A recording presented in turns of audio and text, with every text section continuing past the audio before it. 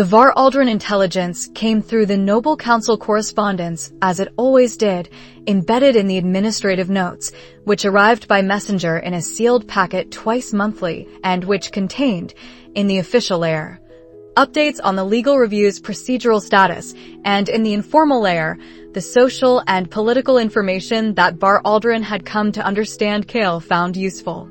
He read the official layer first, as a matter of practice. The legal review was proceeding. Nothing new there. The stay was holding. The mineral registry petition had moved to a secondary review office, which was either administrative process or intentional delay. He had prepared for both. He opened the informal notes. The third paragraph mentioned, in the compressed register that Var Aldrin used for items he considered secondary, that there had been a notable session of the Noble Council's secondary subcommittee on senior administrative appointments. The Crown Prince had submitted a nomination for Deputy Overseer of the Royal Exchequer's Northeastern District, a position with considerable oversight authority and decent income, held by a man whose family had supported the Crown Prince's faction for 2 generations. The subcommittee session had been expected to be procedural. It had not been procedural. Lady Seraphine Voss, age 14, had been present as an observer in her capacity as acting head of House Voss, which held a standing seat on the subcommittee in an advisory role. She had, according to Var Aldrin's characteristically understated account, presented certain documentary evidence that proved objectionable to the session's intended conclusion. The nomination had failed. The Crown Prince's candidate had withdrawn the same afternoon. Var Aldrin's summary of the documentary evidence: the nominee had been falsifying Northeastern District tax records for 6 years, in the specific direction of underreporting collections from certain merchant families and overreporting from others. The underreporting families had made regular contributions to the Crown Prince's operational fund during the same period. The amounts were not enormous. Northeastern District was not the largest tax collection area in the kingdom, but the pattern was documented across 6 years of records, with specific dates, amounts, and corresponding fund transfer records included. The last line: the session was not comfortable for the Crown Prince's representatives. Lady Voss left without looking back. Kael read this section 3 times.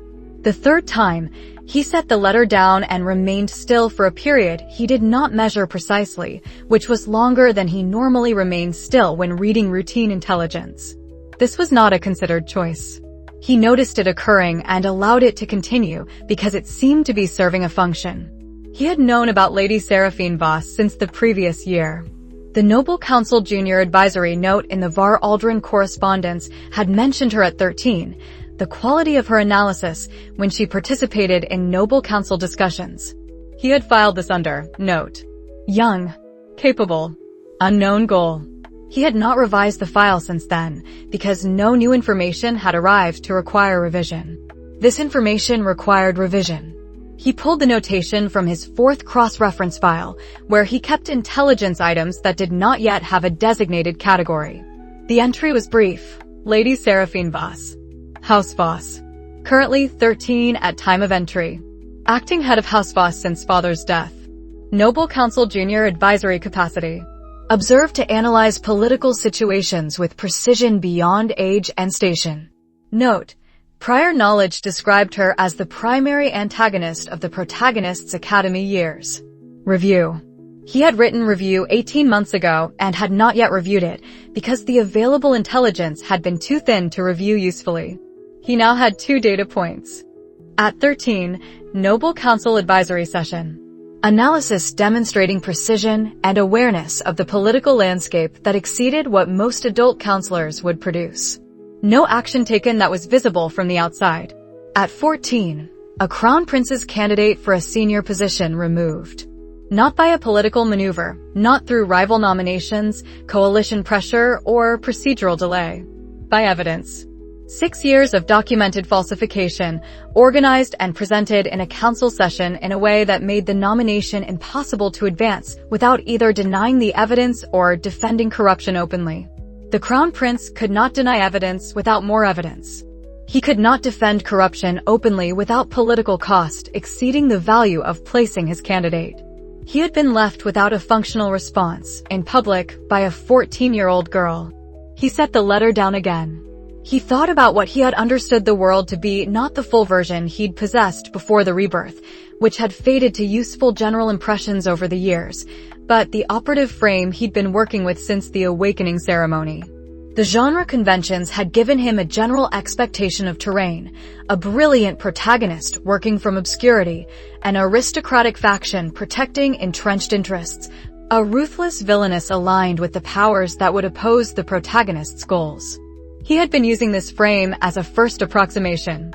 He had also been operating on the understanding that first approximations required correction as evidence accumulated. The villainess of the genre was supposed to be ruthless in the direction of power's preservation. She was supposed to use her position to protect corruption, to eliminate rivals, to maintain the structures that kept her family at the top of the hierarchy. Lady Seraphine Voss had just attacked protected corruption inside the Crown Prince's factional circle, at meaningful personal political risk, with evidence she had apparently spent a portion of her 14 years assembling. This was not that behavior. He had to be careful here. One correction to one expected behavior was not sufficient to revise an entire frame. She might have had a specific reason to target this specific corruption that had nothing to do with a general pattern.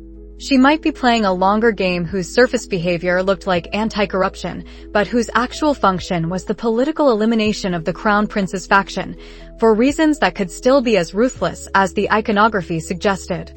Both were possible. What was not possible, or at least not easily maintainable, was the simple frame.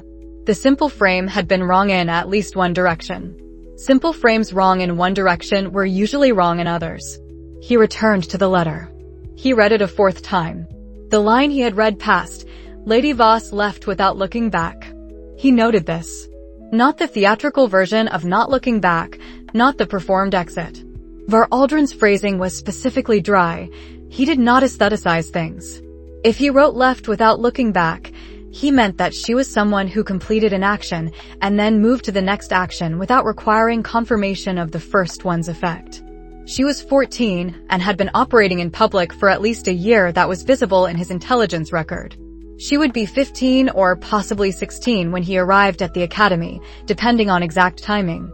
She had been running some version of this operation, whatever this operation was, since before he had the bronze aura. He was 3 years behind her in formal operation. He had been aware of this as an abstract fact since the CH20 notation.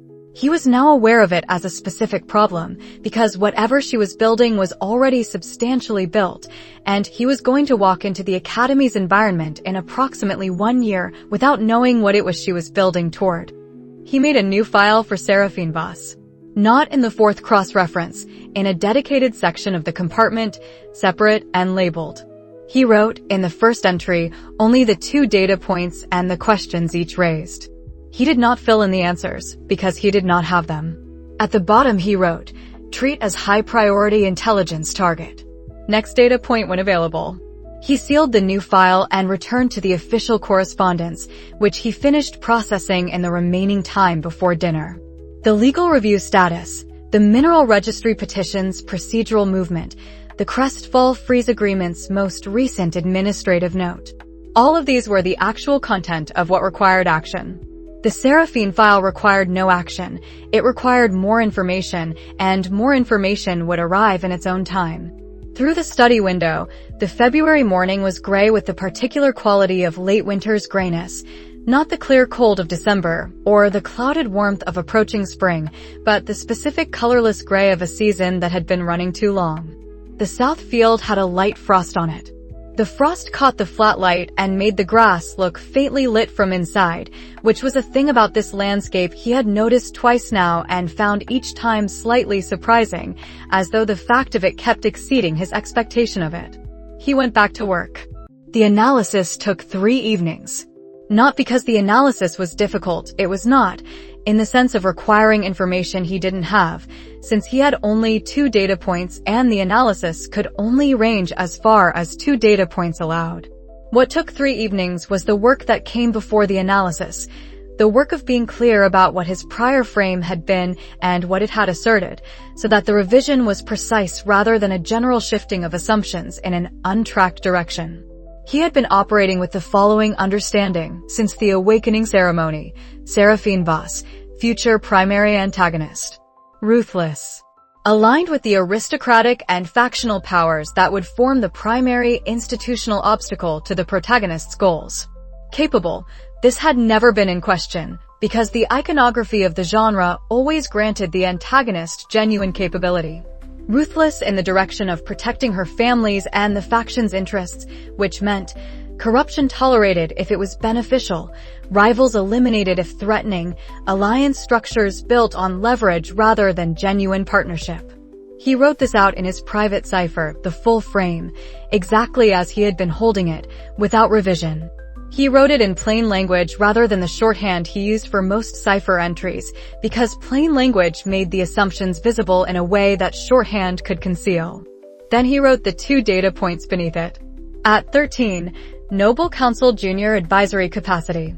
Analysis of political situations with precision beyond age and station. No recorded instance of action that advanced House Voss interests through corruption, leverage, or the elimination of rivals. No recorded instance of significant action at all. She had been present. She had analyzed. She had not visibly moved. At 14, destroyed a Crown Prince's nomination for a senior exchequer position, using evidence of 6 years of tax falsification in a public council session at meaningful personal political risk. No visible personal gain. The nominee's removal directly damaged the Crown Prince's faction and did not appear to advance House Voss economically or politically in any immediate way. The Northeastern District's exchequer was not House Voss territory. Below the data points he wrote, what the evidence shows. He sat with this for a long time on the second evening. The first possibility. The frame was roughly correct, and both data points were consistent with a longer game whose current phase happened to resemble anti-corruption action, but whose ultimate goal was factional advantage. He simply could not see the board clearly enough from his current position to identify how removing this specific nominee advanced the deeper strategy. He considered this seriously. A sophisticated political actor could construct sequences that looked disinterested for years before the ultimate alignment became visible. House Voss was the most powerful noble house in the kingdom.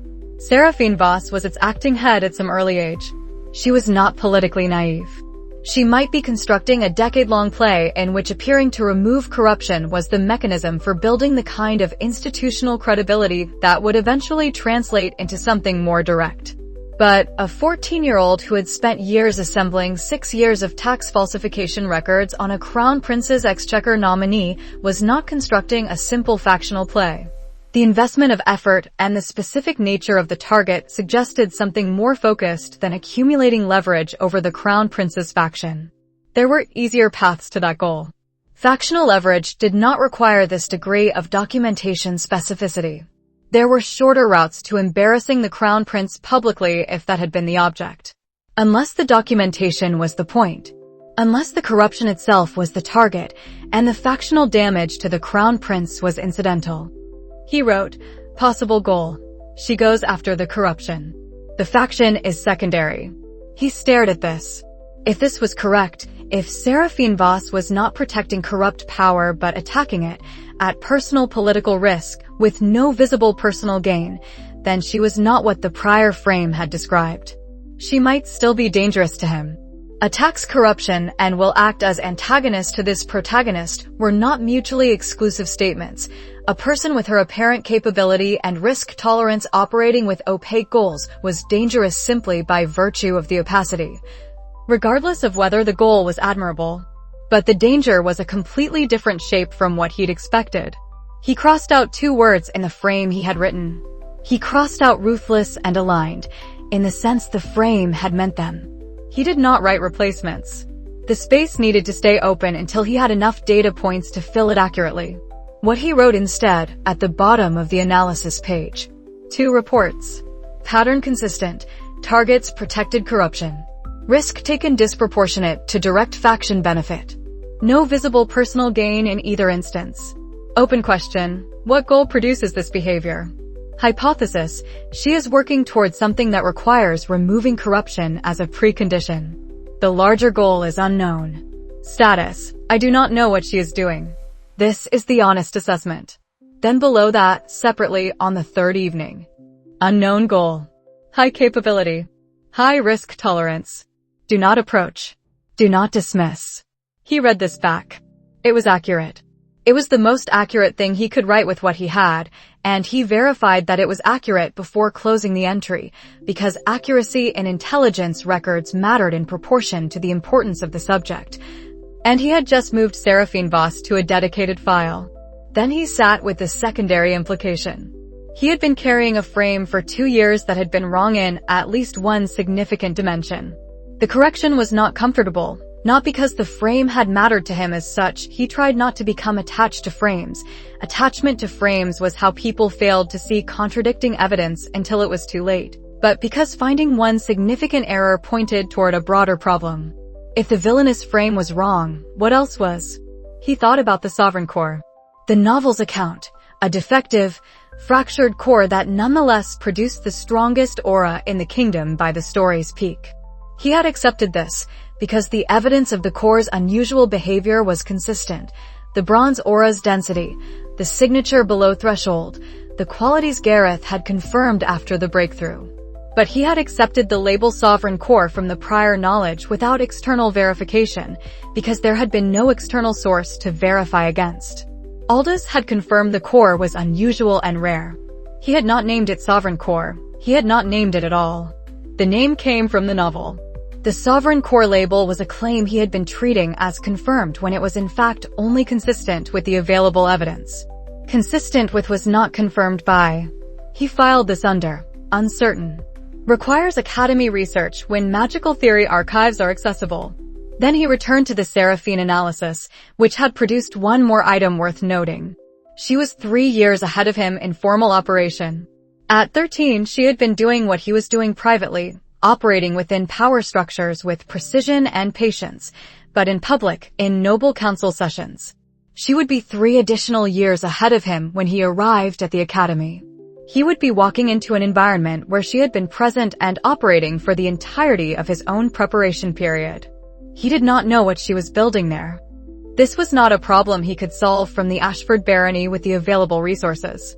It was a problem he could add data points to over the next year if Far Aldrin's correspondence produced further Noble Council reports, and a problem he would have additional tools for once he was at the Academy and in the same environment. What he could do now was keep the file current and not fill in conclusions ahead of the evidence. He closed the analysis. The old workroom's lamp had burned low while he wrote. He trimmed it and sat in the improved light.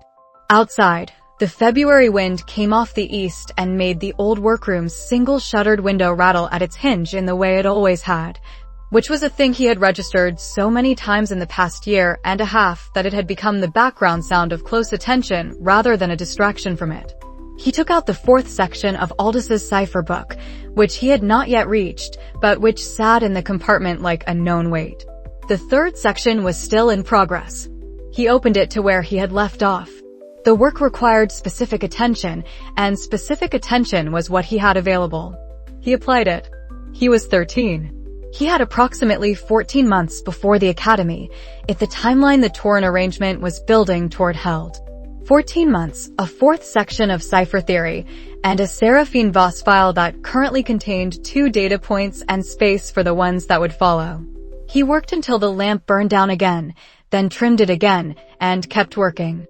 The request for arbitration arrived on a Thursday in April through the formal correspondence network, a jointly signed letter from Lord Brennan Greneth of Dallin Hold and Lord Casson Ansell of Calmore Hold, addressed to Baron Ashford in his capacity as senior frontier lord in the region. They disagreed about a boundary grazing right in the Teevil Valley. They had disagreed for 15 months. They were requesting arbitration before it became a dispute requiring Noble Council involvement. Kael read the letter before Aldrich did. Not because he had intercepted it, the household correspondence came through the normal channels, but because Marin, who sorted the correspondence, brought it directly to Kael's study with the expression of a man uncertain which desk it belonged on. Kael thanked him and read it. He gave Aldrich the letter over dinner. Aldrich read it twice. He set it down. "This hasn't happened in a decade," he said. "Closer to 12 years, Kael said. The last boundary arbitration was the Calmore Weir water access case, before the family's circumstances declined. Your father settled it. Aldrich looked at him with the expression that had become familiar over 3 years, the slight recalibration of a man discovering the background information behind something had already been assembled. What do you know about the Teviot Valley situation? Not much yet.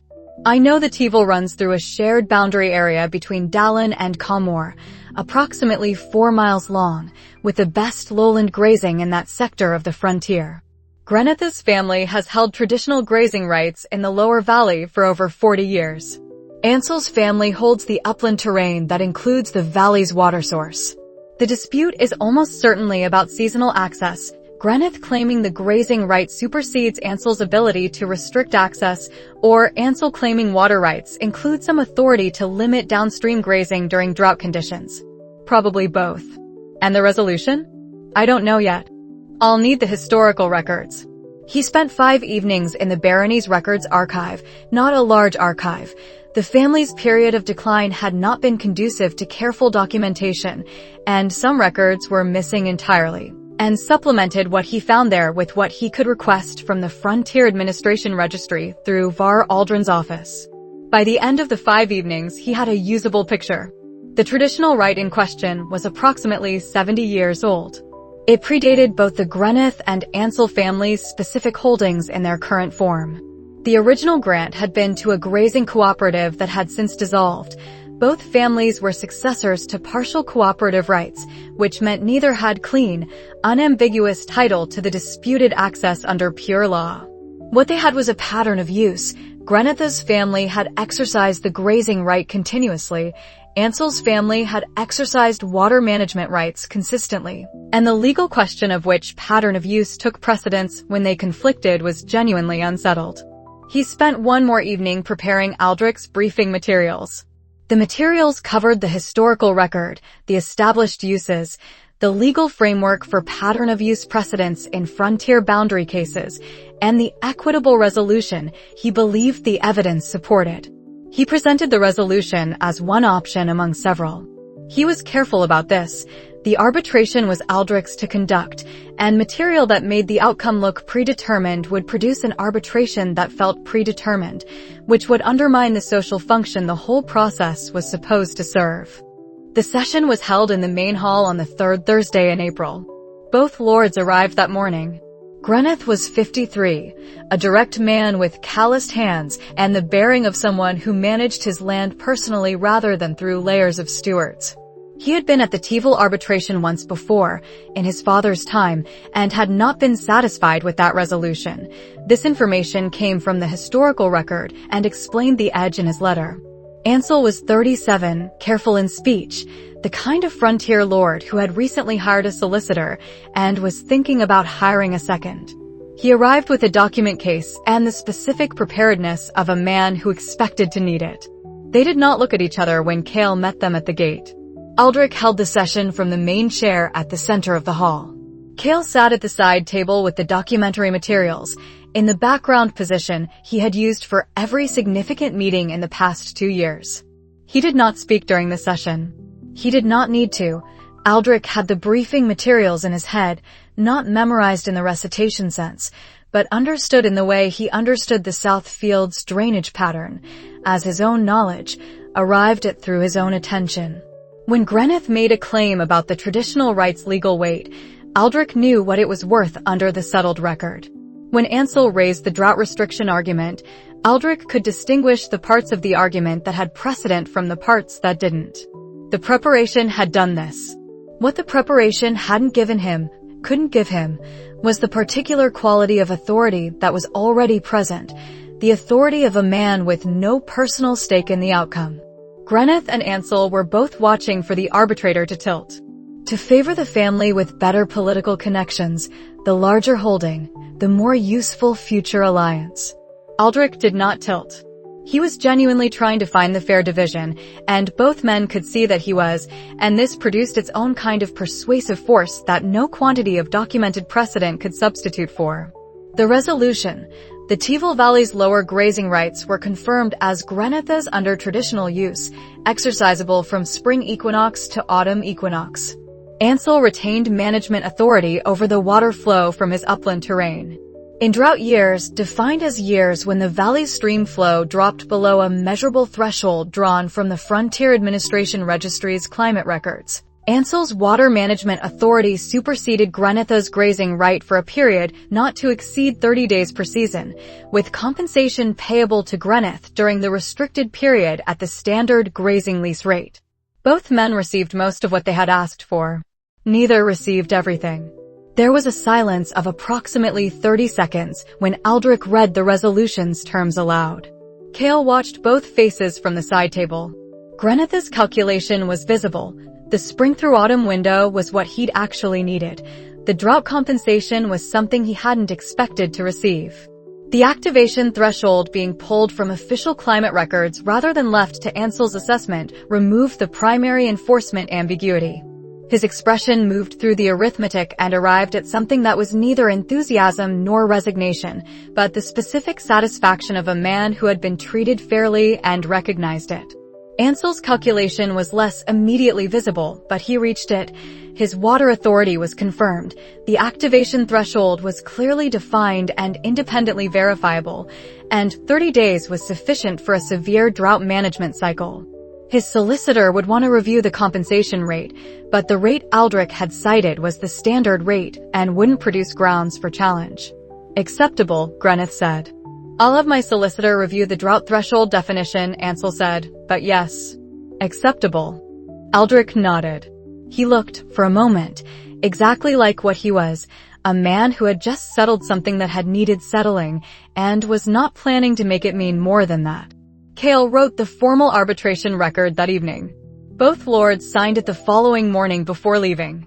The arbitration created a paper obligation that had no formal legal weight on its own. Frontier arbitrations were not court judgments, but created a social and reputational record that both families would be reluctant to contest in good faith.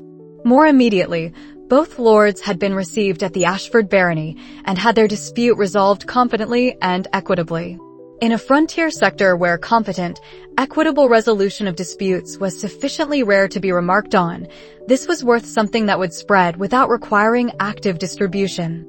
He noted this in the fourth cross-reference file under a new section heading Reputation Assets, which he had not needed before. Greneth and Ansel arbitration, April year 7. Both parties satisfied. Paper record signed. Reputational reach. Estimated 3 to 4 frontier holdings within 1 month. Below this, separately, a single line, Aldrich conducted this without needing to look at me once. He left this note in the file without elaborating on what it meant.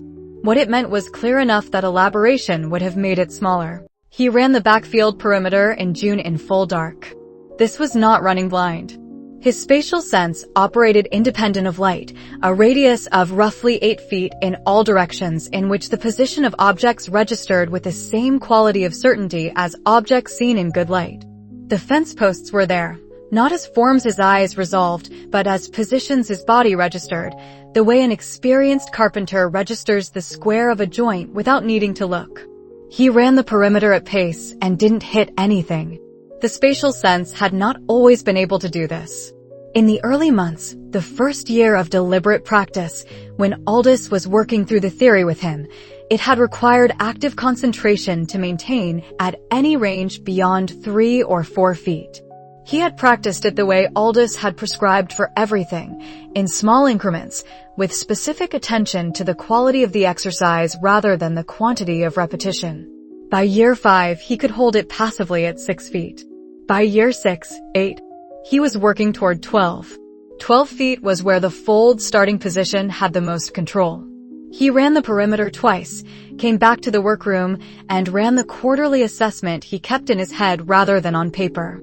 Physical. He was taller than he'd been at 10, but still small for 13. Not dangerously small. He ate well, and the farm work and training had built a specific kind of lean muscle that came from sustained load rather than focused exercise, but small enough that a direct confrontation with any adult of reasonable physical condition remained unfavorable. He was faster than he'd been in December. He could hold a pace over terrain for longer than he'd have expected a year ago, which Gareth credited to the Aura cultivation's incidental improvement of endurance. He did not tell Gareth that the dark field runs were probably contributing. Aura, bronze concealed. 8 months at bronze. He did not know precisely how long until silver. Gareth's only answer on this was the same every time. You're not ready to know yet. You need to train. This was not evasiveness. Gareth genuinely believed that knowing the timeline introduced a specific kind of incorrect focus that slowed development. He had tested this belief by estimating his own development rate and concluding that Gareth was probably right. He let it go. The bronze aura's external signature remained below standard detection threshold. He had tested this twice in the past 2 months, once by asking Gareth to assess him from 15 feet without focus warning, once by moving through the market town's public square near a bronze-level merchant whose cultivation leakage would register anything in roughly the same tier. Neither had produced a reaction. He was either below threshold or close enough to it that the test conditions were insufficient to catch it. He assumed the former and would not assume otherwise until the assumption was contradicted. Space magic capabilities. The fold was reliable at distances up to 30 feet for self-transport. For seconds minimum, down from the original 12 through controlled practice, the improvement had come from understanding the mechanics, as Aldous had said, not from practicing harder. Object transport, anything up to roughly head size. Smaller objects were easier. Head size required concentration and increased the time floor to approximately 8 seconds.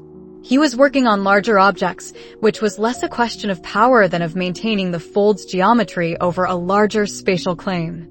The localized distortion field was newer and more interesting than the fold improvements. He had developed it 3 months ago by applying the fold's geometric principle at microscale, not a fold from one position to another, but a slight displacement of the position information his body occupied in the spatial field. The effect was difficult to describe precisely even to himself, because it operated at a resolution finer than what he was used to working with. The test results had been clear enough, though. Anyone trying to precisely track his body's position while he was moving found the tracking consistently off.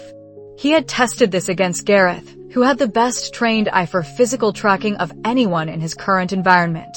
He'd asked Gareth to throw stones at a moving target during a practice session, without telling Gareth he was running the field. Gareth's aim, which was reliable to within an inch at the distances they were working at, missed consistently to one side across 17 consecutive throws. Gareth had noticed something was off after the 8th throw but couldn't identify what. He'd asked if Kael had been moving differently. Kael had said he might have been compensating for the ground condition. Gareth had accepted this explanation, which said something useful about how the distortion presented from outside, not like something was wrong with the target, but like something was slightly imprecise in the thrower's own judgment. 2 to 5 inches of consistent uncertainty. In a real encounter, 2 to 5 inches was the difference between a blow landing and not landing. At Bronze Aura, where the hit and miss margin was already tighter than at higher tiers, it was more than it sounded. Combat assessment. He ran this quarterly because the gap between current capability and necessary capability was the variable he had least control over in the short term, and false accuracy about it was worse than uncomfortable honesty. Bronze-level opponent, winnable through tricks. The spatial fold for repositioning, the distortion field for aim disruption, the willingness to concede terrain and wait for a specific opening. He would not win in a fair direct exchange. The aura differential still favored the opponent enough that direct contact was a losing strategy. The tricks closed the gap, probably sufficiently. He put the bronze win at approximately 60% under non-ideal conditions, higher under controlled conditions. Silver-level opponent. The math did not close. The silver aura differential over bronze was substantial enough that tricks could delay a result, but not reverse it. He had run this through 12 iterations over the past year and arrived at the same answer every time. He put the silver win at approximately 15% under ideal conditions, and ideal conditions were conditions he probably couldn't manufacture reliably. Gold and above, 0. He did not perform this calculation with any emotional content. 0 was a number. It had clear implications. He needed to reach silver before arriving at the academy, and he needed to reach it before any encounter with a gold-level actor was a realistic possibility. These things were proceeding at their own rates, and his responsibility was to not impede the rate. He sat in the workroom after completing the assessment. The fourth section of Aldous' cipher book was open to a passage he had been working through for 2 weeks. The passage was about the relationship between spatial intention and spatial geometry, specifically the claim that the precision of a fold's destination was determined not by the strength of the intention, but by the specificity of it. He had understood this claim intellectually from the first reading. Understanding it in practice was a different problem. Practice understanding required that the theoretical clarity translate into a change in what the fold actually did, and he was still in the period where the translation was incomplete. He was faster at everything than he'd been in December. The spatial sense range was expanding. The fold's time floor had come down by 60% from its original value. The distortion field was a new capability with clear practical value that he hadn't possessed 3 months ago. He was cultivating towards silver without knowing the timeline. He had 7 active intelligence channels and a network that covered the major relevant information domains. He was also 13, in a frontier barony, preparing for an institution where the minimum aura requirement at entry was bronze, which was where he currently was concealed. He filed the gap between current state and necessary state under the category that this always went into: distance. Distance had a navigable quality that worry did not. Worry implied an expectation of failure. Distance implied a route.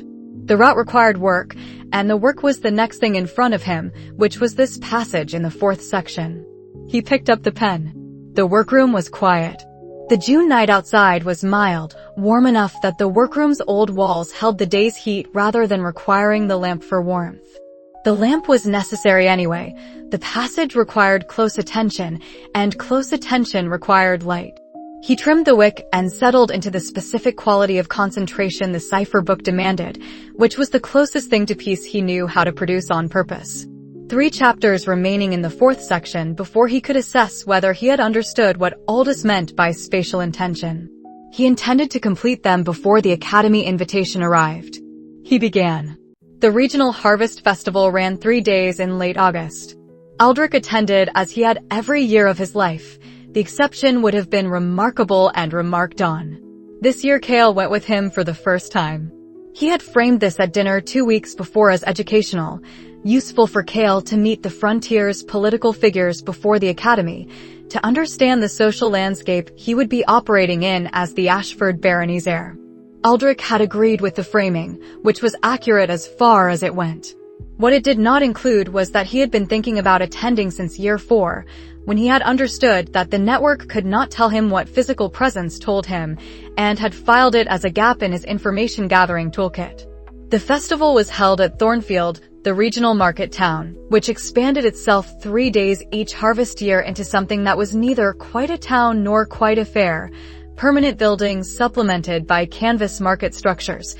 The main square used for 3 evening gatherings with music and more lanterns than Kael had seen in one place, the surrounding inns and private homes hosting the conversations that required less music nearby. Aldrich moved through it naturally. He had been coming to this festival since he was roughly Kael's age, which gave him the specific ease of a man in a familiar place where most faces were known to him at least as faces, if not always as names. He introduced Kael to several people on the first day with the same brief formulation: "My son, Kael," without qualifications. He did not explain the course situation. He allowed the information to be whatever people wanted to make of it. What they wanted to make of it, mostly, was not much. Kael was 13, small, and standing slightly behind his father. He was not presented as anything worth significant attention. Several adults met his eyes, registered him as a child of the appropriate age and unremarkable demeanor, and returned to Aldrich. 2 people asked, with the particular careful politeness of individuals raising a topic they knew was sensitive, whether the boy's situation had improved. Aldrich said improving in a tone that indicated the topic was complete. Both people accepted this. Both people moved on. This was better than he had expected. He built it into the operating assumption for the 3 days, invisible. He spent the first day in observation, which required no special effort. The social requirement of a child present at an adult gathering was to appear engaged at a low level of attention, which freed the actual attention for other things. He carried a cup of something warm and stood where you stand when you are a child at a festival watching a parent talk to other adults, a position with excellent sight lines and almost no social obligation attached. Who drank with whom? The 3 lords in the northern frontier sector, Greneth, who he had met in April, and 2 others whose names he gathered from Aldrich's greetings, Lords Haverel and Annis, clustered consistently throughout the first and second evenings. Not exclusively. They moved through the gathering, spoke with others, returned. But there was a gravity to the cluster, a specific density that suggested it was the center from which they moved and to which they returned. Baroness Torvin was present. She moved differently from how she appeared in the network's reports, which were based on correspondence and secondhand description. In person, she was warmer than the written record suggested. An ease of social movement that couldn't be effectively faked at this sustained level. She stood with Haverel and Annis on the second evening for approximately 40 minutes, then left before midnight. She was absent from the third night's gathering entirely. Who avoided whom? The Eastern merchant noble family attended with 2 lords and a solicitor, and occupied the space between the northern cluster and the southern minor lords with the particular solidarity of people who had been consistently not quite included. Not hostile, not formally excluded, they simply did not have a cluster, and a festival was a place where not having a cluster was visible. He filed this under Isolated Alliance Unit. Vulnerability didn't require manufactured weakness, it only required the right catalyst. Who had financial difficulty? 2 lords in the southern sector whose clothing was festival appropriate but worn in specific places, the inner sleeve, the collar's underside, in ways that suggested one good set rather than a current wardrobe. One of them was selling horses in the adjacent field. The sale was not happening at the festival itself, but he mentioned it with the frequency of someone for whom the sale mattered beyond the routine. The other had a restlessness beneath the sociability that could mean several things, of which needing money was the most common. Who had ambitions? A young man on the western edge of the gathering, 23 or 24, the bearing and table seating suggesting a 3rd or 4th son of a northern minor lord, was operating with a social intensity that exceeded normal festival calibration. He had 2-stage conversations. The first stage established the relationship. The second turned quickly to grain markets, Torrin's eastern route expansion, and which of the larger holding families were positioned to benefit from the frontier's upcoming northeastern development. He asked careful questions. He retained the answers. He was not making business at the festival. He was mapping who was available to do business with, and on what terms, and with what interests. Kael did not approach him. He filed him for future reference.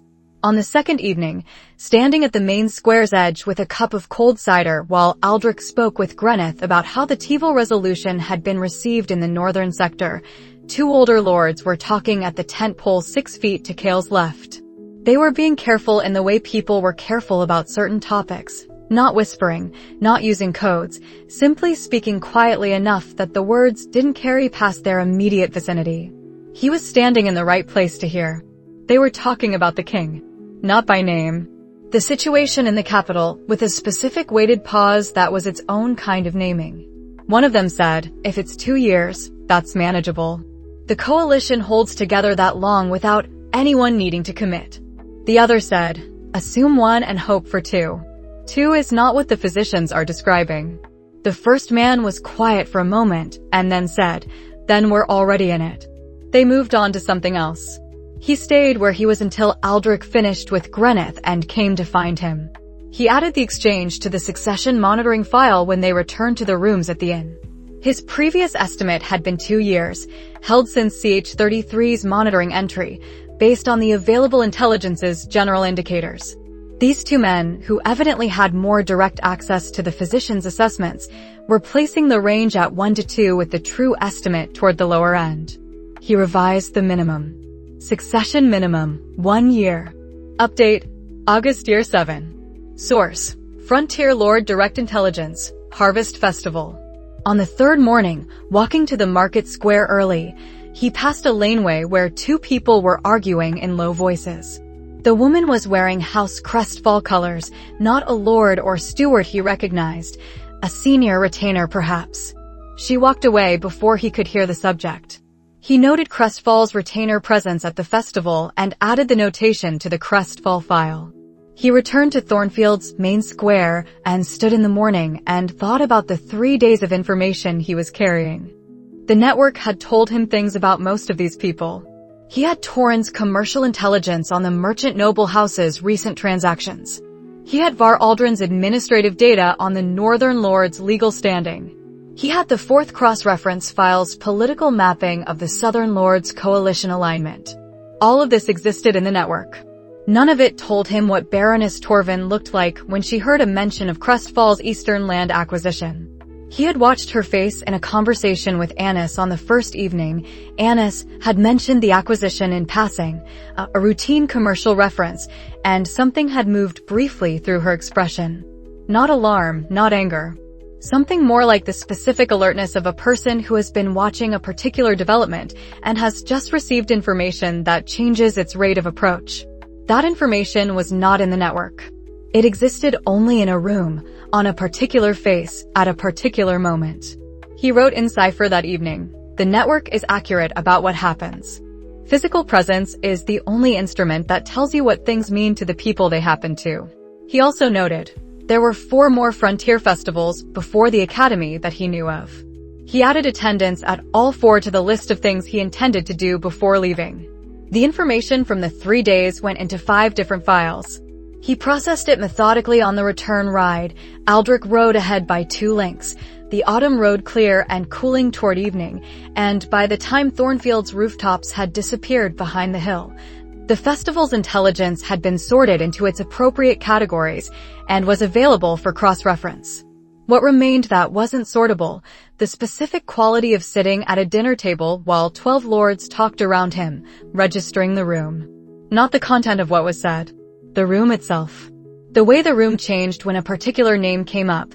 The way a man's shoulders changed when he was lying and thought no one could see his shoulders. This could not be filed. He carried it differently from the filed intelligence, as accumulated calibration rather than discrete data.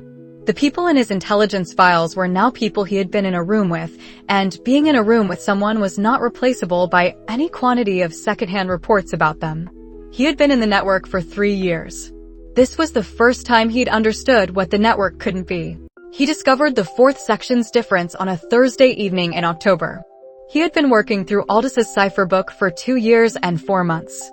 The first section had taken 6 months, the foundational spatial theory, written for a student who had demonstrated baseline capability and needed the geometric framework before anything else would make sense. The second section had taken 7 months, extension work, the theory of distances and thresholds, the calculations that described why a fold of 30 feet was not proportionally more difficult than a fold of 10, but required a qualitatively different kind of attention. The third section had taken 13 months, not because it was longer, it wasn't, but because the third section was the place where the theory started to describe things he had been doing instinctively without understanding them. And correcting instinctive practice with theoretical precision was slower than building new practice from the beginning. He had reached the 4th section in the first week of October. He noticed on the first reading that something was different. The handwriting was smaller, not significantly, but measurably, with the specific compression of handwriting that has been made smaller deliberately rather than because of available space. The cipher was Aldous' established system, which Kael could now read as fluidly as he read ordinary script, but within the 4th section there was a modification to the substitution key, a second layer running beneath the first that he had to work through 4 evenings to resolve. He had known a second layer was possible when he encountered it. The cipher system Aldous had taught him had described additional key layers as an option. He had not known whether any part of the book used them. When he resolved the modification, the first line of the 4th section read, "If you have reached this, you understood the 3rd section. This means you are either the student I assessed in spring of year 5, or someone of equivalent rarity who found this book through paths I cannot predict. In either case, what follows is not theory. It is instruction. The theory was for whoever you were when you started. This is for who you are now." He put the book down. He picked it up. I expected this section to be reached in 2 to 3 years by a student with your profile. I calibrated the difficulty of the second cipher layer with that timeline in mind, not to be impassable, but to be the kind of impassable that resolves when you have been practicing long enough to recognize the pattern. If you have reached this section in less than 2 years, you are moving faster than I modeled. If you have reached it in more than 5, you are interrupted. The time itself tells me something about what you have been doing. 2 years and 4 months. He sat with this for a moment. Aldous had placed the threshold at 2 to 3 years. He had arrived at the lower edge of that range. This was not something he could be proud of in the usual sense. Pride required a witness, and there was no witness. What it was, more precisely, was information about his own development rate that was more reliable than his own estimate, because it came from outside his estimate. Aldous had modeled the rate. Kael had hit the modeled range. These were separate data points pointing at the same conclusion. The book continued. Here is what the third section could not tell you, because the third section was built for understanding, not for what comes after understanding. The spatial fold is not a technique. You know this already, or you haven't actually understood the third section. It is a relationship between your intention and the structure of space, which means it scales with the precision of the intention, not the quantity of the effort. The students who plateau at the intermediate level plateau there because they try harder. Don't try harder. Be more precise. Dark affinity, if you have found it, do not use it to erase. The erasure is a side effect of understanding the structure of a thing completely. Use it to understand. The side effect is what people notice. The understanding is what matters. The combination of the two affinities. I did not teach you this, because I did not know how to teach what I had never done myself. I left it here because the theory suggests it is possible, and I believe you will find it on your own. If you haven't yet, look at the threshold between folds. Not inside either affinity's range. In the space between. He stopped here and sat in the old workroom.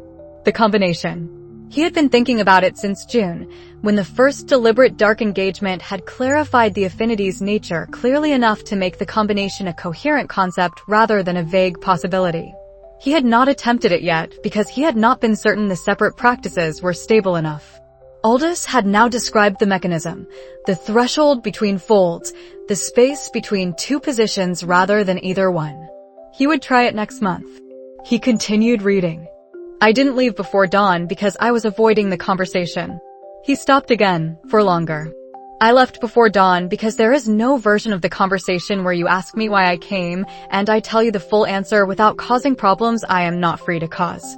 The full answer involves matters of institutional politics that I cannot explain to a 10-year-old and could not explain to a 40-year-old without compromising certain obligations I made before you were born. The version where I try to say all of this in the kitchen before I ride out would have been useless for both of us. You would not have had the context to understand it, and the light was already coming. What I can tell you now is, I came because the spatial and dark affinity combination in someone your age with that core signature is not something that happens often enough to leave without teaching. I assessed you. You were the right student. That's the part of the answer that isn't political. Work through the fourth section carefully. The moments where it breaks your assumptions are the valuable ones. I expect this section to take you between 6 and 18 months, depending on what comes up in the meantime. Don't rush. The theory will wait for you. That was where the personal address ended. The following pages were technical. The fourth section's first chapter, which began with a discussion of spatial intention's relationship to the mind's spatial modeling capacity in language, more demanding than anything in the first 3 sections. He did not move to the technical material immediately. He was 13. He had been 13 when Aldous arrived, or very close to it, 10, actually, when Aldous arrived. He had been 13 for several months now. He had received the book at 10. He had been working through it with the specific quality of attention that Aldous had prescribed for everything, in the intervals between every other task the barony and the network and the cultivation practice demanded. The book had been on the table, literally on the workroom table, for 2 years and 4 months. He had not let himself think much about the before-dawn departure. It had had no actionable component. The effective content of events without actionable components was better filed than examined, because examination without action was a drain on the concentration the work required. He had filed it and continued. What the fourth section had just given him was not an actionable component in the ordinary sense. Aldous was not going to arrive for a follow-up session.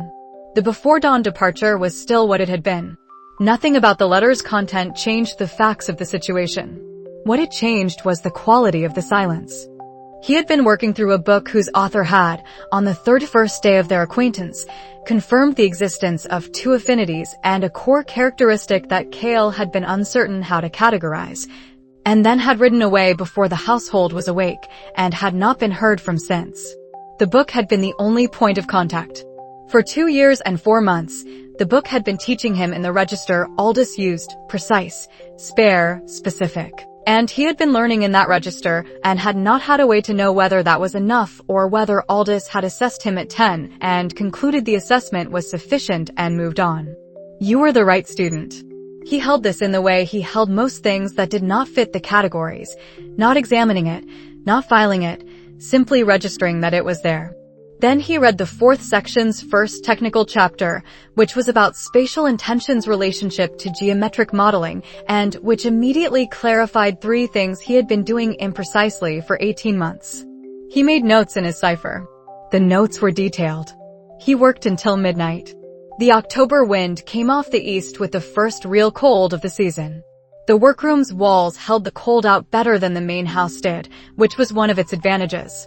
He had been using it for the major exercises since the household's routine had settled, because the separation from the main building made the spatial exercises manageable without risk of observation. He closed the book at midnight and noted in his cipher log, 4th section reached, October year 7. Second key resolved.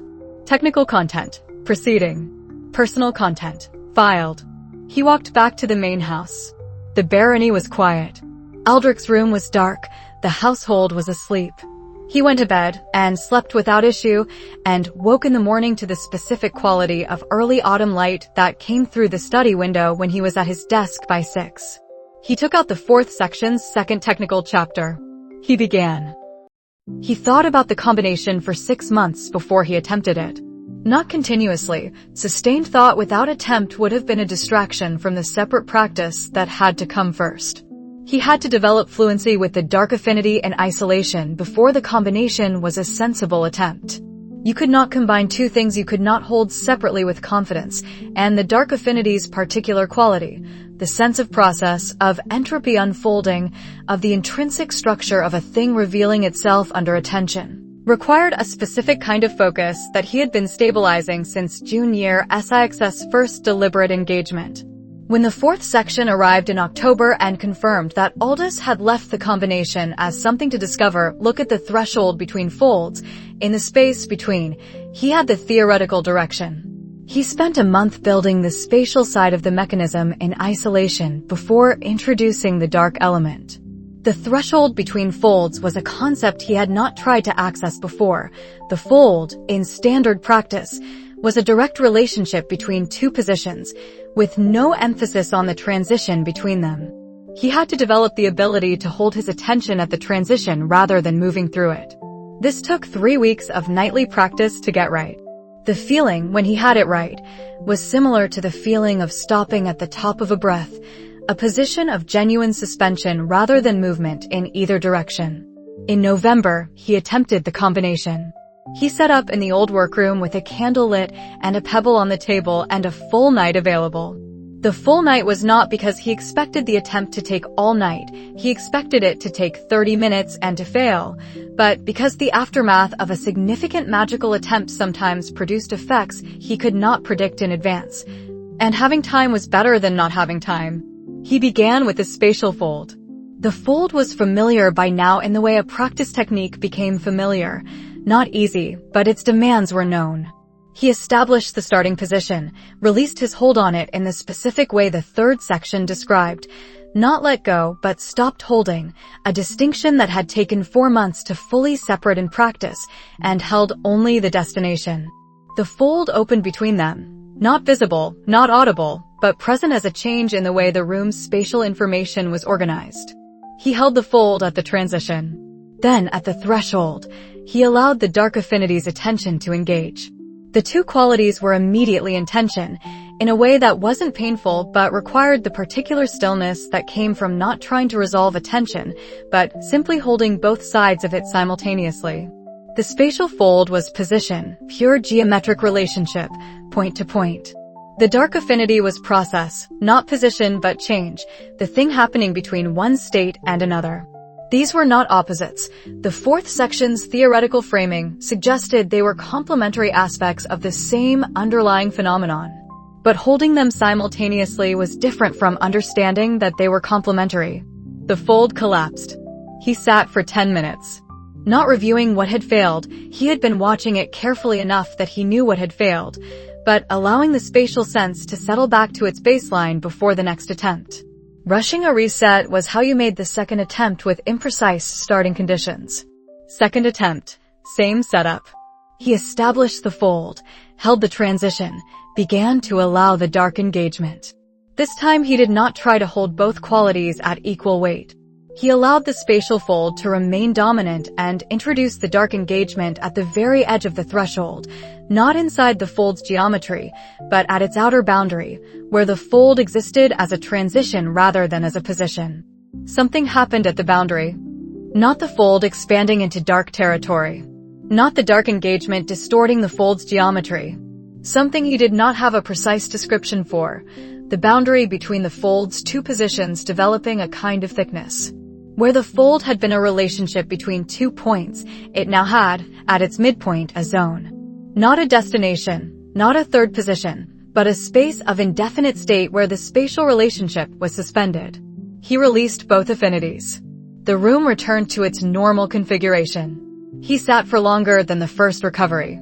Third attempt, same setup, same technique at the boundary, but this time he placed the pebble in the fold before introducing the dark engagement. He was attempting to see what happened to an object placed in the fold when the boundary zone formed. What happened was that the pebble disappeared. It did not fold to the destination. It was in the fold, which now had no destination. The destination had dissolved when the boundary zone formed. It was in the thickness between the positions. He could feel this, not with his hands, not with his eyes, but with the spatial sense, which registered its position as here and not here, which was not a coherent spatial description, and which his trained sense produced regardless, because it was describing something that was not covered by the categories the spatial sense had been built to describe. He held this for approximately 30 seconds. Then he released the dark engagement first, in the specific sequence Aldous had described in the fourth section's second chapter, the newer affinity released before the established one, to prevent fold inversion. He trusted this instruction without having understood the inversion risk until the moment of applying it, at which point he understood it clearly. The spatial fold collapsed. The pebble dropped onto the table. He picked it up. Same dimensions. Same texture. Same surface. In his palm, it registered as marginally heavier, not dramatically, but distinctly, in the way that something that has briefly existed in a different kind of space might arrive back with slightly different properties than it left with. His hands were shaking. Not dramatically. A fine tremor in the fingers, the specific signature of genuine expenditure beyond his current baseline. He had felt this before, after the first fold, after the first extended dark engagement. The tremor was not injury. It was the specific indicator that he had spent something real and was at the lower edge of his current capacity. He wrote everything down. The notes for this session were the most detailed he had written since June year SIXS Dark Affinity entry. Each step, each sensation, the exact sequence, the failure mechanism of the first attempt, both affinities at equal weight, and why that had failed. The partial success of the second, boundary engagement without object, and what it had told him about the mechanism. The full outcome of the third. At the bottom, the fold to the space between. Object in null state at midpoint. Wait on release. This is not a fold. This is a third thing. He did not name it. He did not have a name. The cipher entry read third thing because naming it prematurely created a false completeness that inhibited observation. The third thing needed to be observed for longer before it had a name that was actually accurate. He practiced 4 more times that month. The success rate was 3 out of 4. The failed attempt had produced a standard fold result, the pebble arriving at the destination as usual, which told him the dark boundary engagement had not been maintained at sufficient precision through the full sequence. The fold had reverted to its default behavior when the boundary engagement lapsed. He did not push it to nightly practice. The hand tremor indicated he was at or near his current expenditure limit, and pushing past expenditure limits was how people damaged their cultivation in ways that took months to correct. He gave the technique 2 sessions per week and spent the remaining practice time on the fold in isolation, building the precision that the 4th section was teaching. The pebble remained on the workroom table. He picked it up occasionally and held it. The marginally greater weight was not something he could verify precisely. He did not have the measurement tools to distinguish between actual mass change and a perception artifact from the hand that had caught it.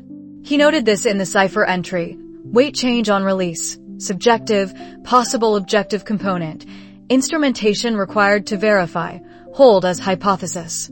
He was 13.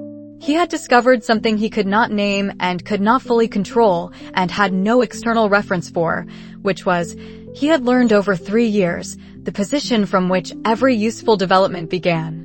He added the cipher entry to the compartment, closed the notebook, and went to bed.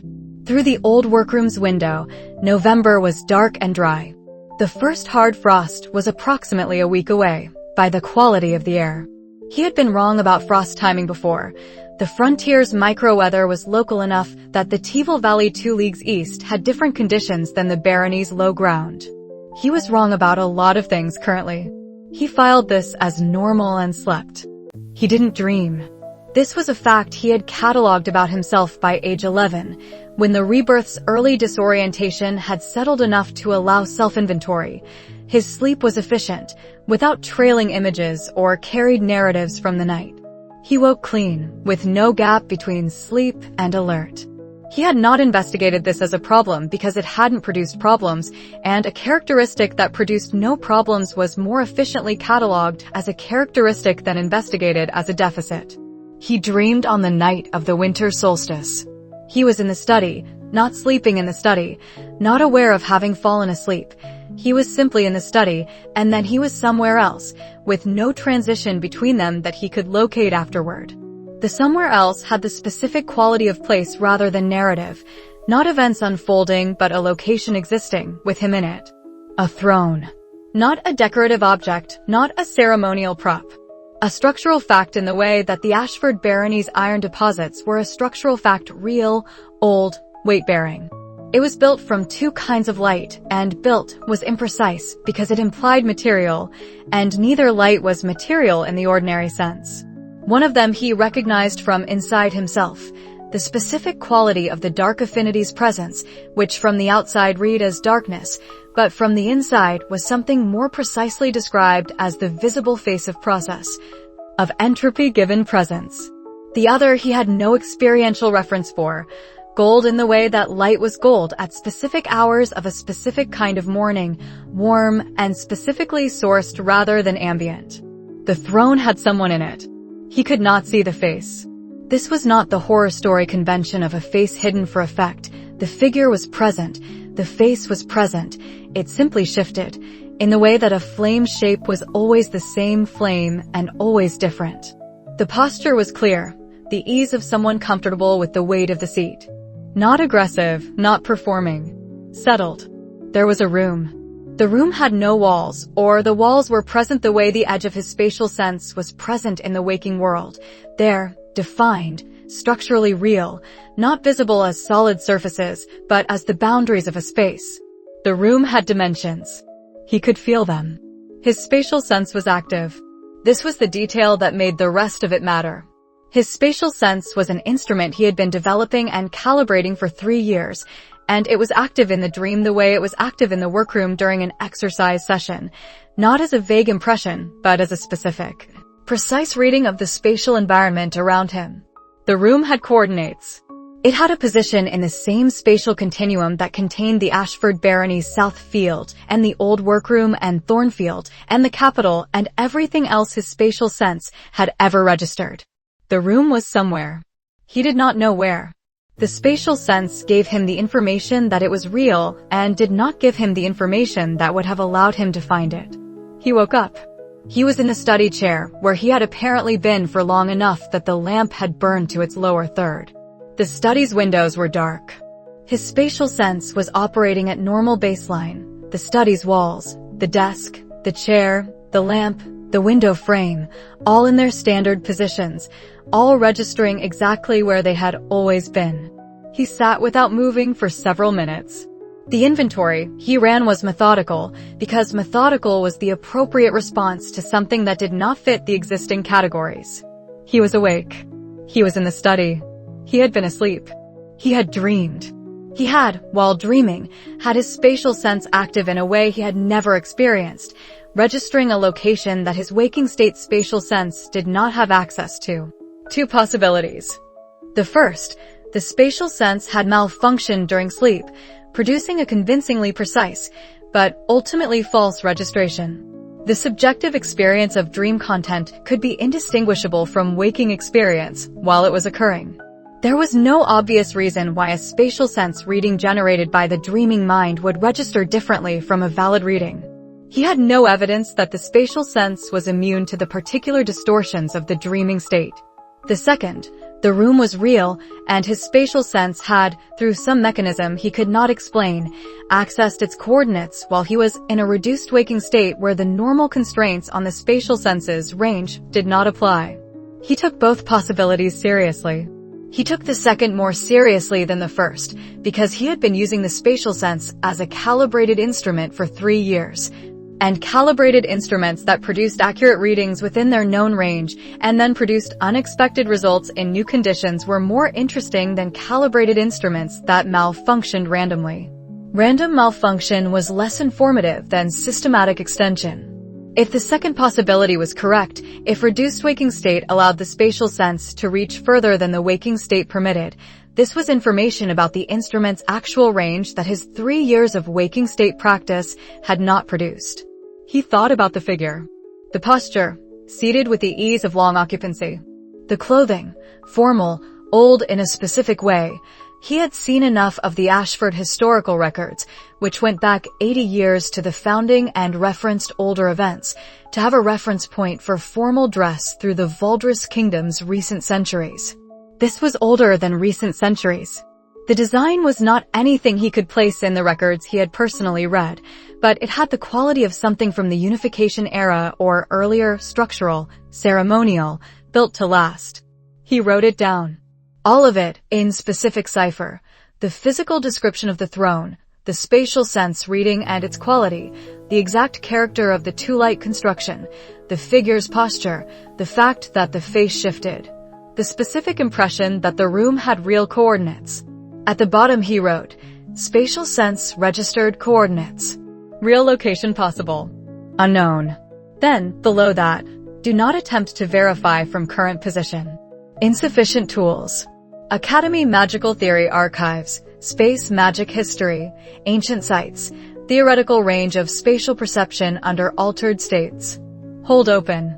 He did not dream again. He noted this as it remained true. For months later, the winter solstice dream was still the only one. He kept the file current. March year 8. No recurrence. The single occurrence without recurrence was itself information. Whatever had happened on the winter solstice was not a stable feature of his sleeping experience. It had happened once, in specific conditions, and had not repeated under any subsequent conditions. He filed this under the category that had been accumulating since the bronze breakthrough. Hold until context arrives. He was 13. The relevant context was not available to him from the Ashford barony. The Academy's library had one of the 2 largest magical theory archives in the Valdres Kingdom, with records going back to before the fragmentation. If there were documented instances of spatial sense extension under altered waking states, they would be there. If there were records of a room matching the description he had written, the two-light throne, the Unification era design, the coordinates his spatial sense had registered as real, they would be there or nowhere. He kept the file open and moved on to the network's quarterly review, which was what had been in front of him before the winter solstice. One additional note, added in February, When the solstice was 2 months past and the absence of recurrence was confirmed as a pattern rather than coincidence, the gold light was not my affinity. My affinities are space and dark. The gold light was something else. Log as unknown affinity type, possibly light. He knew what light affinity felt like from the outside. He had read enough magical theory in the cipher book and in the Frontier's small library to have the theoretical description. The warm gold quality of the throne's construction, the source not ambient quality of the light, matched the theoretical description of light affinity expressed in significant quantity. He had no light affinity. He had no reason to dream about light affinity. He filed this too, under the same heading, and went back to work. In January, he drew the map. Not to show anyone, the map existed only in cipher in the second compartment of the 4th section notebook, added when he designed the compartment specifically to have a section large enough for this. He had been planning to draw it since October, when the 7th node had made the network large enough that a map was more useful than a list. He had delayed it until January because October and November had been occupied with the combination technique, and December had produced the winter solstice dream, and in January the pressing work was the map. 7 nodes. He drew them in their rough geographic positions relative to each other, with the Ashford barony at the center. Then he added lines for the connection types, who could reach whom, what each line carried, what moved in each direction. Node 1, Var Aldrin. Capital. Legal channel, noble council adjacent, administrative intelligence and political signaling, arriving twice monthly in the sealed packet. One direction inbound. Var Aldrin did not know he was a node. He was providing legal service, and the intelligence was a byproduct of the information the legal service required. This was the cleanest kind of source, a person performing a function who didn't need to know they were a function in a network. All the utility, none of the risks that came with conscious participation. Node 2, Guildmaster Torin. Capital and Frontier Junction. Commercial intelligence, Eastern route movements, price indices, frontier economic shifts, and the specific quality of information that came from someone who talked to everyone because everyone bought and sold. Also the Academy pathway, which had been the original structural objective. Torin did not know he was a node. He was a trade partner, and the intelligence and the Academy pathway were byproducts of the partnership. Node 3, Lena. Internal. Household channel, feeding the false picture outward into the carrion handler network. The only node operating in reverse, all other nodes sent information to Kael. This one sent information constructed by Kael outward through an intermediary who did not know she was an intermediary. The most morally complicated of the 7. He kept the file on her honest about this. Node 4, Carrion. Capital. Double agent. Active since December year 6. Quarterly reporting, producing Kael's designed intelligence to the capital enemy network. The highest risk node, conscious participation, specific knowledge that Kael was the handler. Also the highest value node for deliberate shaping of the enemy's information picture. The 3-year retirement arrangement meant this node had a defined end date. Node 5, Baroness Torvin. Regional coalition. Not a spy, not an intelligence asset in the formal sense, a genuine political ally. The information she provided was what allies provided. Awareness of developments in her sector, occasional advance notice of noble council initiatives affecting the frontier. The credibility her coalition membership gave the Ashford barony's positioning. She knew she was in a coalition. She did not know the extent of the intelligence organization the coalition's senior partner was running. Node 6, Baron Everett. Regional coalition. Similar function to Torvin, smaller reach. More reliable on the specific question of Eastern frontier water rights and mineral survey status, because his holding was adjacent to both, which made him useful for monitoring the mineral registry petition's administrative trajectory. Node 7, Drum Vassal. Thornfield. The innkeeper. He had recruited Vassal after the Harvest Festival, when the observation that physical presence produced irreplaceable intelligence had translated immediately into the question of who, in the frontier's main traffic hub, was best positioned to provide physical presence on a continuous basis. The answer had been obvious. A man who ran the primary and at the regional market town saw everyone who passed through, heard the conversations of travelers from every direction, and had the specific reliability of someone who had survived a military career by paying close attention to things that mattered. The approach had been the most delicate of the 7. Vassal had no existing leverage relationship with Kael and no commercial connection to the barony. He had used Torrin's commercial connection as the opening vassals and took beer from a Torrin-connected brewery, which gave Kael a natural commercial justification for a letter that a third party would read as routine supplier correspondence. The letter had proposed, in oblique but readable terms, a quiet exchange relationship. Vassal would report on travelers and significant conversations. Kael would provide advance notice of road conditions and convoy movements that would affect Vassal's supply planning. Vassal's response, which had arrived through the same channel 12 days later, was, "I've been watching the frontier move for 20 years.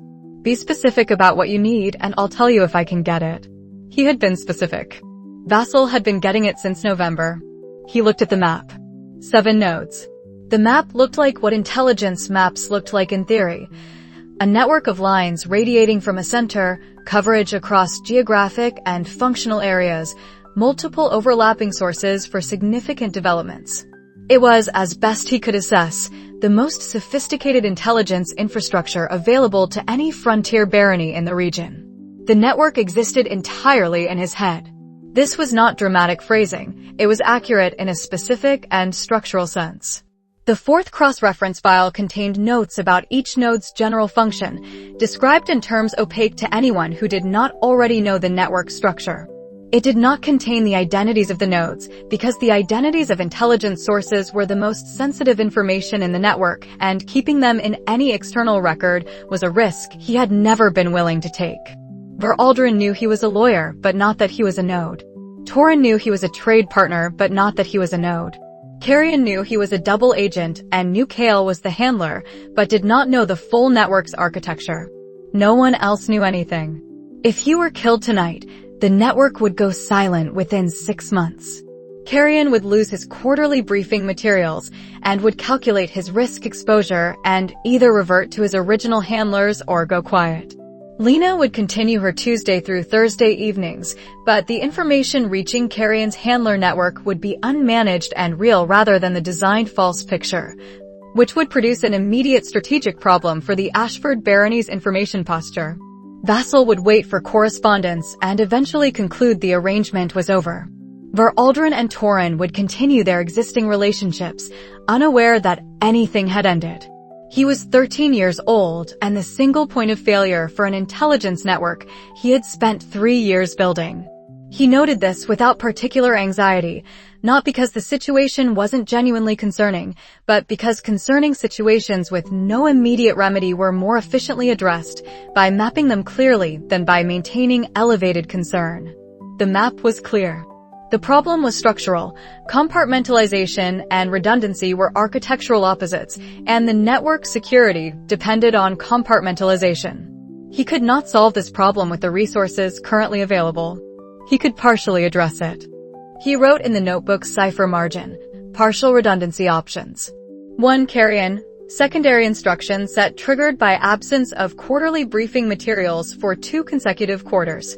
Carrion receives a sealed contingency directive in the next quarterly packet, instructing him to maintain current cover behavior and suppress active reporting until contact is restored. 2. Torrin, sealed general contingency letter, to be opened if Kael ceases correspondence for 3 consecutive months. Letter provides Torrin with instructions for how to handle the Ashford barony's commercial relationships in Kael's absence, framed commercially, with embedded signals that will allow a future Kael to verify Torrin's recent actions. Letter explicitly does not name the network or its function. 3. Vassal, no partial solution available. This node goes silent with no transfer pathway. He implemented both addressable options over the following 2 weeks. The Carrion contingency was written into the next quarterly briefing packet. The Torrin letter was drafted, sealed, and sent with a brief covering note explaining it was a contingency document to be held unopened. Both implementations felt imperfect. Imperfect was preferable to absent. He returned to the map and looked at the coverage gaps. Capital political signaling, solid. Frontier commercial intelligence, solid. Enemy network management, through Carrion and Lena, solid within the false pictures constraints. Coalition intelligence, moderate. Northern baronies political movements, weak. Church of Light institutional activities, absent. The church gap was the one he had been aware of and not addressed. The Church of Light held institutional presence in every major frontier holding and maintained connections to the noble council through the Templar Order's political wing. He had no source within that structure and no natural approach to developing one. The frontier barony's relationship with the church was respectful and at arm's length. There was no obvious leverage point. He flagged this in the gap list and noted, Academy. The church maintains an Academy chaplaincy office. Approach when environment available. Coverage would improve at the Academy. The Academy was a more target-rich environment than the frontier barony, with more relationship surface, more institutional access, and more potential sources across more of the relevant information domains. He needed the Academy for this as much as he needed it for the cultivation resources. He folded the map into the compartment and closed the notebook. The network at the end of year 7 was worth more than anything he could have built in year 4. It was not yet worth what it would be in year 10. He filed this as distance and moved on. The letter arrived in March inside the commercial dispatch from Torrens network. The quarterly business correspondence came in a sealed packet with the Merchants Guild standard seal and contained, in its normal configuration, trade route updates, price indices for iron and grain, and Torrens' brief observations on frontier commercial movements. The March packet was slightly heavier than usual. Inside, alongside the standard materials, was a smaller sealed envelope with a brief covering note in Torrens' hand. The enclosed arrived through the Guild's administrative channels addressed to the Ashford barony. I believe it is for you. He opened the enclosed envelope. The seal. The Valdres Royal Academy. He recognized it from the Ashford historical records, which contained several letters from the Academy's administrative office dating from the period when the barony had been significant enough to regularly send students. Those letters were 40 years old and written in a more formal register than current Academy correspondence. The seal was the same. He read the letter. To the Ashford barony household, for the attention of Kael Ashford. The Valdres Royal Academy's Admissions Committee has completed its review of candidates for the upcoming Academy year. We are pleased to extend an invitation for enrollment to Kael Ashford, minor heir to the Ashford barony. On the basis of demonstrated academic aptitude as evidenced by the Guild Academic Achievement Certification and the supporting recommendation received from a senior Merchants Guild partner. Enrollment is confirmed pending submission of the standard barony records package and the required medical certification. The Academy term for the incoming class commences in the 16th week of the current year. We look forward to welcoming Kael Ashford to the Academy. He read it again. He set it on the desk and sat for 15 minutes. Not to process the invitation. The invitation was what it was.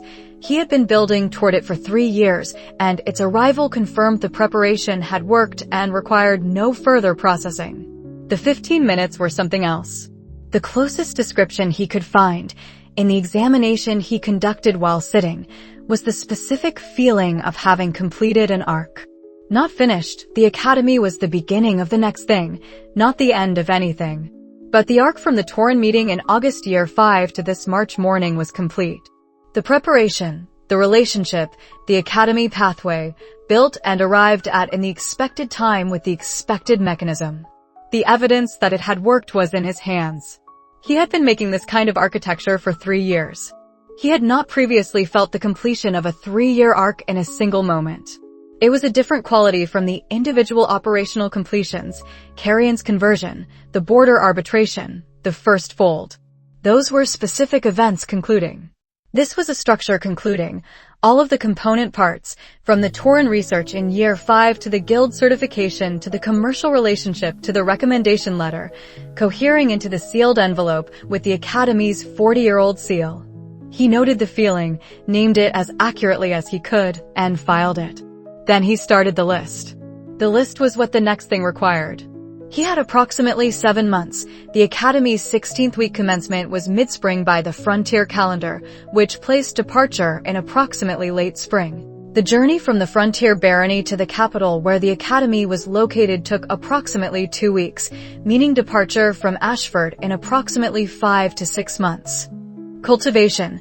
He needed to consolidate the current spatial fold work to the point where the 4th section's remaining chapters were no longer his primary practice before departure. He estimated 3 months to reach that point if the current rate held. The combination technique needed to reach reliable consistency before he was in a shared environment where nightly workroom sessions were not guaranteed. The network, the carrion contingency, and Torin's sealed letter were in place. He needed to write a comprehensive cipher state document for each node, to be held in a location that could be communicated to Torin in a genuine emergency. He had been delaying this document because it was the kind of document that required thinking about his own incapacitation in concrete terms, which was unpleasant in the specific way that accurate unpleasant things were unpleasant. He put it third on the list and noted that discomfort was not a reason to delay.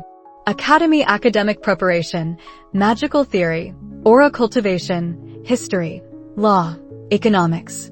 History, law, and economics he had been covering through practical operation for 3 years. His practical knowledge was above the incoming class baseline, though not formally documented. Magical theory. The cipher book was substantially ahead of the Academy's first-year coverage, but the Academy's approach was more systematic, and he needed to know the systematic version before he could build on it. He would use the Academy library for this rather than attempting to replicate it from the Frontier's limited resources. Cover story maintenance at the Academy. The 3-component plan from CH33 extended to the new environment. Publicly defective. Determination trajectory visible. Academic performance calibrated to the determined but limited trajectory rather than the actual capability. The Bronze Aura's concealment required a different protocol in a shared institutional environment than in a single household frontier barony. He flagged this as a priority design problem for the next 2 months. The list reached 17 items before he stopped adding to it. He folded it and put it in the compartment. Then he took the Academy letter and went to find Aldrich. Aldrich was in the south field, checking the fence line. Kael found him at the northwest post, where the frost damage from the previous autumn had produced a section that needed reinspection every month until the spring thaw confirmed the repair had held. He gave Aldrich the letter without preamble. Aldrich read it. He took longer than Kael would have. He was not a fast reader of formal documents, and formal documents were not the work he had been designed for. They were the work Kael handled. He read the letter to its end, then went back and read the first paragraph again. He set it down. "This is good," he said. "Yes," Kael said. They stood at the fence post. The March morning was cold but clear, the specific clear of late winter when the sky had gone bright before the air had caught up with it. The south field had the last frost of the season on it, or what might be the last frost. The frontier's spring was erratic. "You'll need new clothes," Aldrich said. "I'll need a year's supply of cipher materials. Also clothes." Aldrich looked at the letter again. He was holding it with both hands, which was his usual posture when holding something he was being careful with. "When does it start?" 16th week. "I have approximately 7 months, less travel time. Call it 6. Aldrich nodded. The nod was not a calculated response to new information. It was the nod of someone who had been expecting a thing and was adjusting to its arrival. He had known the Academy invitation was coming, in the way he had come to know most of the developments over the past 3 years. Not because Kael had told him the mechanism, but because the direction had been visible even when the specific mechanism wasn't. "I'll write to Bast about the records package," Aldrich said. "Already on the list." Aldrich looked at him with the quality that had developed between them since the Torin preparation evenings, the specific acknowledgement of a man who had stopped needing to be the one who knew things first. They walked back to the house. The letter was in Aldrich's jacket pocket. The south field was the same south field it had been for all of Kael's years at the barony, the Ware farmstead visible at the far corner, the fence line running straight where it had been rebuilt after the frost damage. He had run this field in full dark, using the position sense, practicing the distortion field in conditions where sight gave him nothing. He knew its geography the way he knew the cipher book's third section, from the inside, by use. He was 13. In approximately 6 months, he would leave for the academy, which was where the next thing began. They ate dinner. The academy letter was on the table between them for the first part of the meal, and then less visible as the dinner progressed and the conversation turned to the South Field spring planting schedule, which Aldrich had been thinking about since the fence check. There was a question about the rotation's northwest quadrant that had been developing since the autumn, and that required a decision in the next 2 weeks before the ground softened enough to till. They talked through it. The decision was straightforward once the soil drainage data from last year's late-season records was applied to it, which Kael had pulled from the farm log 2 weeks prior because the question had been visible as developing. The letter sat on the table. Neither of them pointed at it or referenced it again. It didn't need referencing. What it was had been registered, and the next thing to discuss was the planting schedule, which was the next thing. The barony was stable. The network was live. The invitation was in hand. Kael was 13. The academy was in 6 months. He picked up the pen after dinner and returned to the list.